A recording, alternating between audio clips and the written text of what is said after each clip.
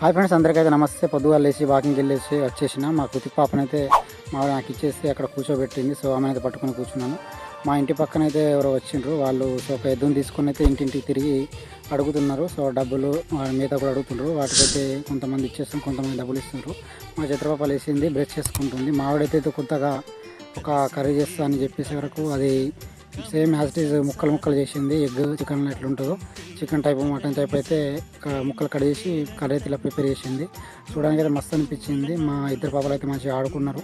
కొద్దిసేపు తర్వాత అయితే మా చైత్ర పాపకి అయితే స్కూల్ టైం అవుతుందని మా ఆవిడైతే అన్నం తినిపించింది. నేనైతే వేపుళ్ళతోటి కొంచెం ముఖం కడిగేసే వరకు మా కృతి పాప నాకు కూడా వేపుళ్ళు కావాలని చెప్పింది. ఆమె అట్టుగానే పట్టుకొని అటు టీ తిరిగి ఒక కుర్కురే ప్యాకెట్ పట్టుకొని బయటకు వచ్చేసింది.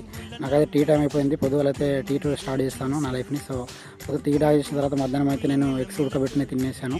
ఎందుకంటే నేను సర్జరీ వల్ల అయితే నేను అవి పలగొట్టిన ఎగ్స్ అని తినని చెప్పాను. సో ఫుల్ వీడియో అంటే దీని కింద ఉంటుంది.